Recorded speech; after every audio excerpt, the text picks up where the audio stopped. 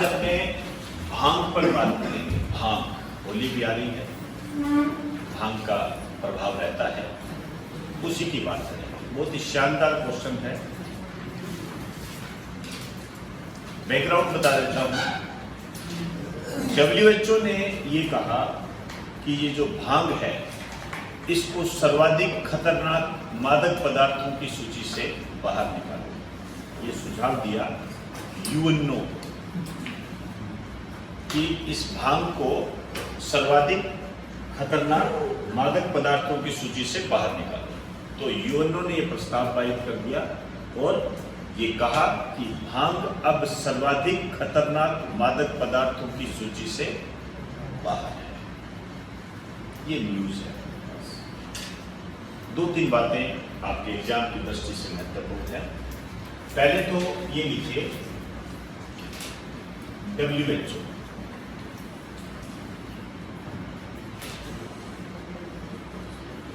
WHO द्वारा UNO को सुझाव। ये दोनों संस्थाओं के बारे में आप जानते ही हो, इसकी चर्चा मैं नहीं करने जा रहा। भांग को सर्वाधिक खतरनाक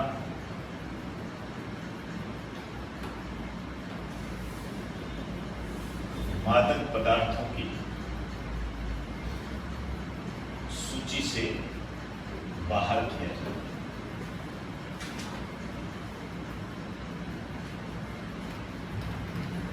ये बात है। ये जो भांग है इसको इंग्लिश में कैनबिस कहते हैं। कैनबिस,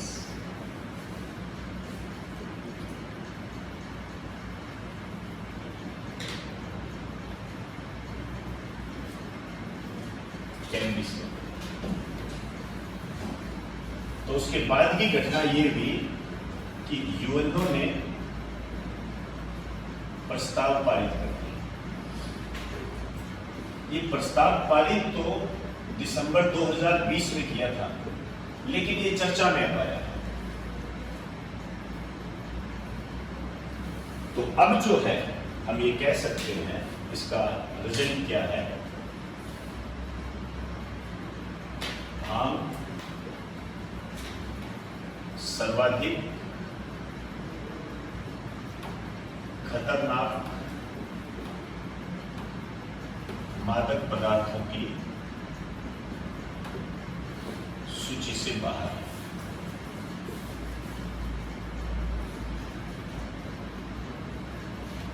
वर्तमान में ये UNO के आधार पर है, ध्यान रखिए।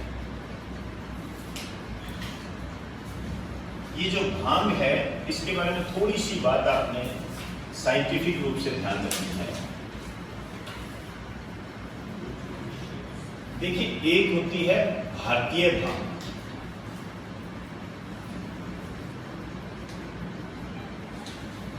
भारतीय भांग होती है, एक होती है यूरोपियन भांग। दोनों में मामूली सा अंतर होता है, हम उस अंतर की तरफ नहीं जा रहे।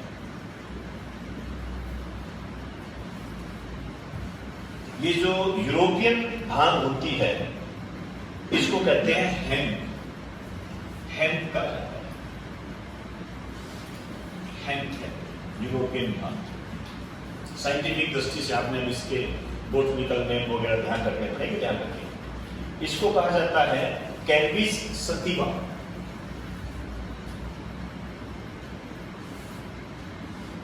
कैनबिस सैटिवा ज्यादा इंपोर्टेंट है। ये भारतीय भांग, इसका नाम याद रखना है और याद हो भी जाएगा। इसका जो बोटनिकल नेम है ये है कैनबिस इंडिका। Cannabis indica.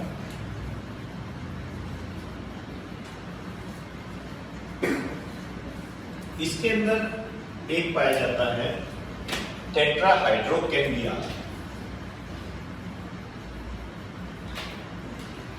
टेट्राहाइड्रोकैनबिया, एक तो ये पदार्थ पाया जाता है जिसको THC भी कहते हैं, THC, टेट्राहाइड्रो कैनबिया। और एक है दूसरा जो है कैनबिडाइल है, कैनबिडाइल। ये दो मुख्य रूप से पदार्थ पाए जाते हैं,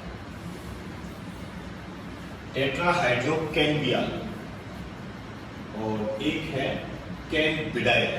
दोनों नाम आपके रच बस जाने चाहिए, इसी से आपको आगे पता रहेगा कि क्या फायदा है, क्या नुकसान है, भारत को क्या करना चाहिए। अब से पहले भारत ने क्या करना है, चलो आगे देखो। ये जो है, ये तो दिमाग को स्टिमुलेट करता है। मतलब अभी एक लेख छपा था, उसमें भी यही बात लिखी हुई है कि इसमें व्यक्ति जो है उड़ता हुआ महसूस करता है कि मैं उड़ रहा हूं। तो ये दिमाग को स्टिमुलेट करता है।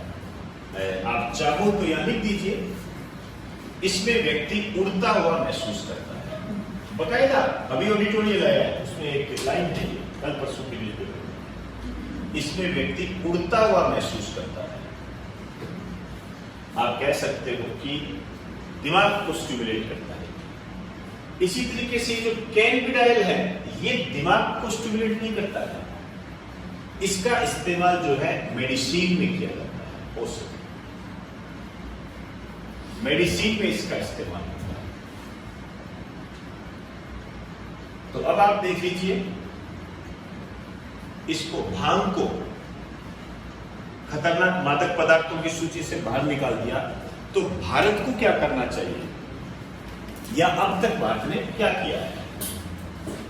देखिए, एक तो भारत ने अब तक 1985 में इसे प्रतिबंधित पदार्थों की सूची में रखा। 1985 में ये संज्ञा रखा कि भारत ने भांग को प्रतिबंधित पदार्थों की सूची में कब शामिल किया, ऐसे बनता है 85 में। बाद में राज्यों की मांग पर उसने कुछ संशोधन किया और ये कहा कि भाई इसकी कुछ खेती नियंत्रित मात्रा में यदि कोई किसान करना चाहते हैं तो अनुमति लेके कर सकते हैं, अनुमति लेकर वो कर सकते हैं। तब आपको जगह को भाग मिल भी जाती है, ज्यादा इतना समस्या आती नहीं है, क्योंकि इसमें संशोधन करके ये बात कही गई है कि राज्य चाहे तो इसकी अनुमति दे सकते हैं, लेकिन अधिकार राज्यों को ही दिया गया। एक लाइन लिख दीजिए, भारत के संदर्भ में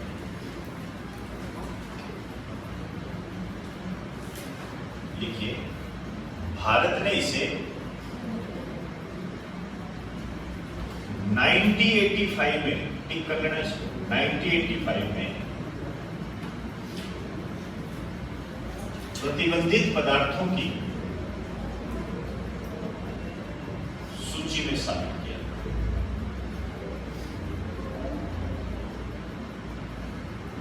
प्रतिबंधित पदार्थों की सूची में शामिल किया। बाद में इसमें एक संशोधन कर दिया और राज्यों को खेती करने का अधिकार नियंत्रित, राज्यों को खेती करने का अधिकार दिया गया। मतलब नियंत्रित मात्रा, मेरी बात आप समझते हो, ये नहीं है कि कोई भी कर सकता है, बकायदा अनुमति लेनी पड़ेगी, एक नियंत्रित कंट्रोल आधार, समझे ना।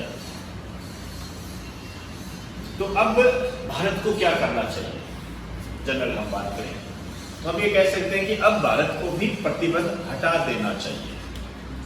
ठीक है, अब बात आती है कि यदि भारत प्रतिबंध हटा दे तो इससे फायदा क्या है। पहली बात, किसानों के लिए एक फसल बनेगी और किसान फसल के लिए प्रेरित होंगे, एक तो ये बात होगी। दूसरी बात, इसका एक औषधीय महत्व होता है और औषधीय महत्व को बढ़ाकर हम इसकी उपयोगिता, इसकी इंपॉर्टेंस को भी बढ़ा सकते हैं।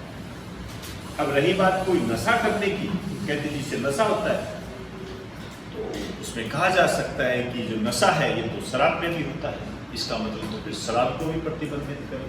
सिगरेट को भी प्रतिबंधित करें, बीड़ी को भी प्रतिबंधित करें, फिर तो सब चीजें प्रतिबंधित होनी चाहिए।